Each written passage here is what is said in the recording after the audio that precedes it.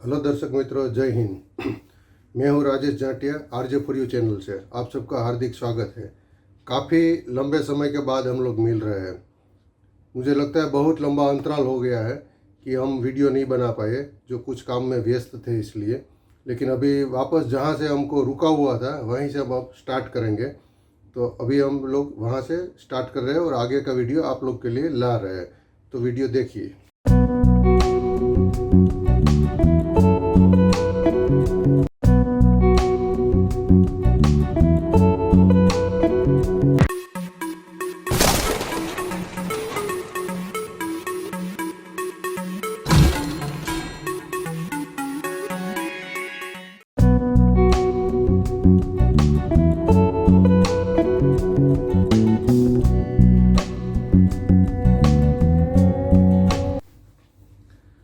आप सबको मालूम है कि जो लास्ट एपिसोड हमारा था वो 10 पैसे का कॉइन का था, और वो भी कोमेरेटिव।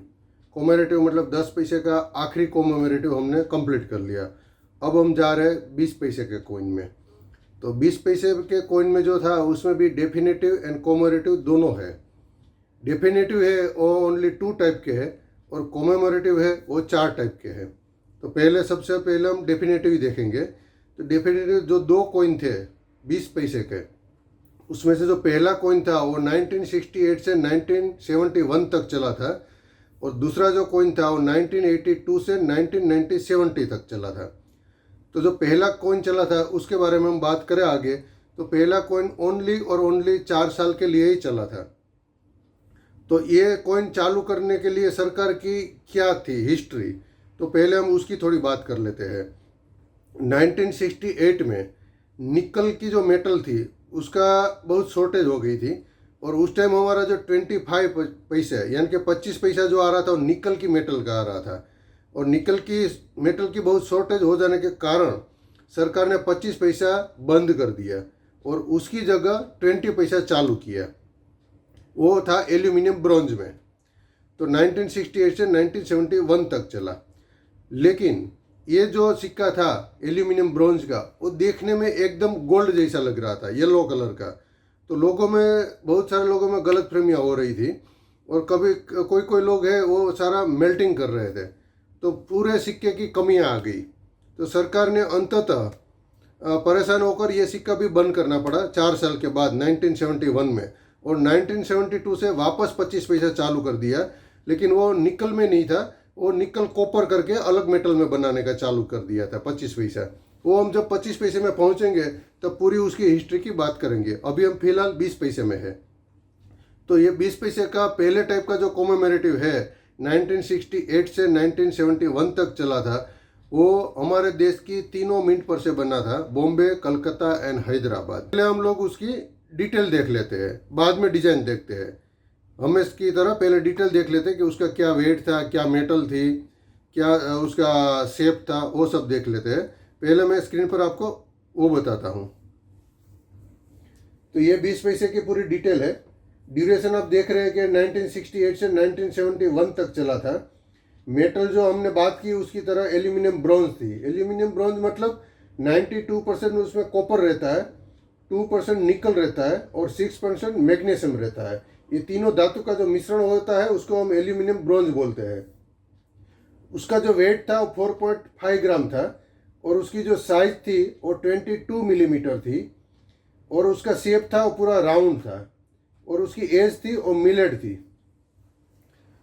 तो इस तरह आपने उसकी पूरी डिटेल देख ली, क्या उसका वेट था, उसमें मेटल का जो मिश्रण है वो मिश्रण क्या था, वो भी आप सबने देख लिया। अब हमारे पास 3 मिनट से बने हैं, तो तीनों मिनट का हम डिजाइन देख लेते हैं। तो हमें उसका मिंट मार्क भी समझ में आ जाएगा कैसा मिंट मार्क रहता है। ऑलरेडी आपने मेरे बेसिक वीडियो में देखा ही होगा। अगर किसी को मिंट मार्क मालूम नहीं है तो बेसिक वीडियो 1 और 2 करके है, उसमें जाइए। उसमें पूरा मेटल के बारे में, शेप के बारे में और मिंट मार्क के बारे में हमने बताया है। तो चलो पहले हमको बॉम्बे की देखते हैं। तो ये जो है 20 पैसे बॉम्बे मिंट का। अभी आप देख रहे हैं हेड में हमारा बहुत बड़ा अशोक स्तंभ है, नेशनल एम्बलम, और उसकी एक साइड हिंदी में लिखा है भारत और दूसरी साइड इंग्लिश में लिखा है इंडिया। अगर हम टेल साइड देखें तो टेल सेट बहुत यूनिक डिजाइन है, ऐसी डिजाइन शायद अगले हमने कभी भी कोई सिक्के में देखी नहीं है। तो राउंड का शेप है, सबसे टॉप पर 20 फिगर में लिखा है 20 करके इंग्लिश में, और उसके बिल्कुल नीचे कमल का फूल है, और कमल के फूल के नीचे 1968 लिखा है, जो बताता है कि 1968 में ये सिक्का जारी हुआ था। और एक साइड हिंदी में लिखे है पैसे और एक साइड इंग्लिश में लिखे है पैसे, और 1968 के नीचे मिंट मार्क है, राउंड शेप का डॉट जो दिखा, डायमंड शेप का, जो दिखाता है कि ये बॉम्बे का है। तो इस तरह आपने बॉम्बे का देख लिया। अभी उसी तरह हम कलकत्ता और हैदराबाद का दोनों एक साथ देख लेते हैं।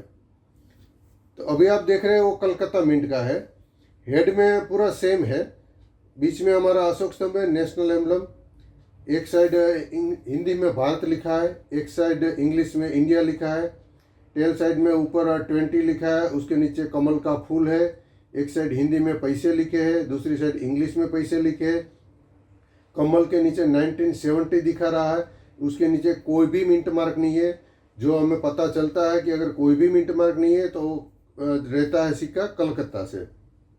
अभी उसके बाद दूसरा देखते हैं, तो ये सिक्का है वो हैदराबाद मिंट का है। हैदराबाद मिंट में भी अब हेड साइड देखेंगे तो बीच में अशोक स्तंभ है, एक साइड हिंदी में भारत लिखा है, एक साइड इंग्लिश में इंडिया लिखा है।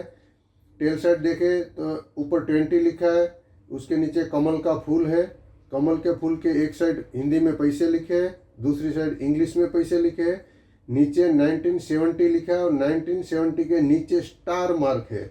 स्टार मार्क यानी हमें पता चलता है कि ये सिक्का जो है वो हैदराबाद मिंट से ही बना है। तो इस तरह हमने तीनों मिंट से ये सिक्का देख लिया। अभी हम बात करते हैं कि तीनों मिंट से कब कब ये सिक्का जारी हुआ। तो जो बॉम्बे की बात करें हम, तो बॉम्बे में 68, 69, 70 और 71 चारों का चारों साल बॉम्बे मिंट पर से सरकार ने जारी किया था। कलकत्ता में पहले 3 साल जो था 68, 69, 70 ये 3 साल तक जारी किया था, और हैदराबाद में ओनली एंड ओनली 1970 में एक ही साल में ये सिक्का जारी किया था। तो इस तरह ये टोटल सिक्का जारी हुआ था। अभी हम देख लेते हैं कि उसकी स्केरिटी क्या है और उसकी प्राइस क्या है। तो जो कलकत्ता का सिक्का है 1968 एंड 1969, वो दोनों जो सिक्का है वो स्केर्स कैटेगरी में आता है, और उसकी कीमत आज की तारीख में 10 रुपया से लेकर 50 रुपया तक होती है।